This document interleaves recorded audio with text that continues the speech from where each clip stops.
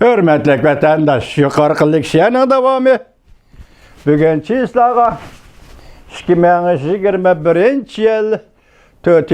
ayının 15. günü hürmetlik vatandaşım. Devam şundak.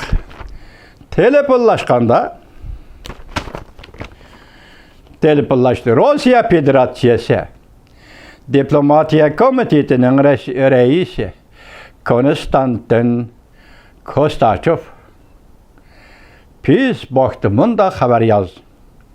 Meyli mezmun ve meyli ehmiyeti cihetten bulsun. Yaki istikbaldan aytqanda bu haber dünyavi tesirge ega bir yaxshi haberdir.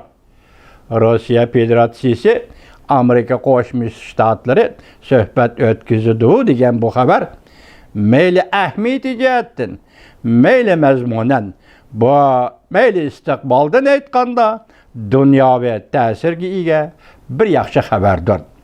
O mundaq ko'rsatdi.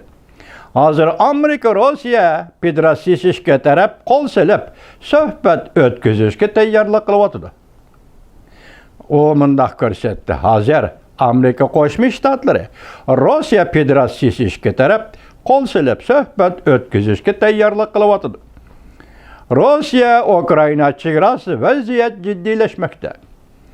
Aqsarayning bayonotida mundaq ko'rsatildi.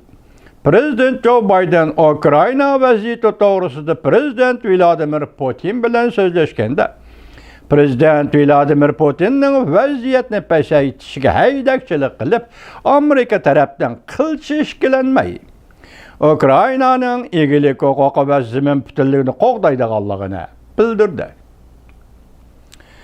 Kreml sarayı bu to'g'rida mundaq ko'rsatdi. Ukraina meselesini hal qilishning javobi xalqaro jamiyat e'tirof qilgan 2015-yili tuzilgan Minsk planidir. Ukraina bu planni ijro qilishni rad qildi. Washingtondan kelgan xabarlarda mundaq ko'rsatildi. Amerika Qo'shma Shtatlari prezidenti Joe Biden Rossiya bilan turg'izadigan muqim munosabatning nishonini qayta sharhladi. Prezident Joe Biden telefonlashganda Amerika tarafining Moskva bilan bexatarlik hamda askariy qismlarni qisqartirish bo'yicha strategik suhbat o'tkazishni xohlaydiganligini bildirdi. Rusya taraf mundaq ko'rsatdi. Bu qatam Prezident Joe Biden taklif qilgan Prezident Vladimir Putin bilan bo'lgan telefon suhbatida ikki taraf navbatdagi muhim masalalar bo'yicha fikr almashtirdi. Jumladan Iran yadro kelishimini qanday saqlab qolish va Afg'oniston vaziyati qatorliqlarni o'z ichiga oldi. Xabarlarga qaraganda Prezident Joe Biden Rusya Federasyonining prezidenti Vladimir Putinni 4-ayning 22 kuni, 23 kunlari o'tkaziladigan kelimat o'zgarishi ikra yig'iniga qatnashishga taklif qildi.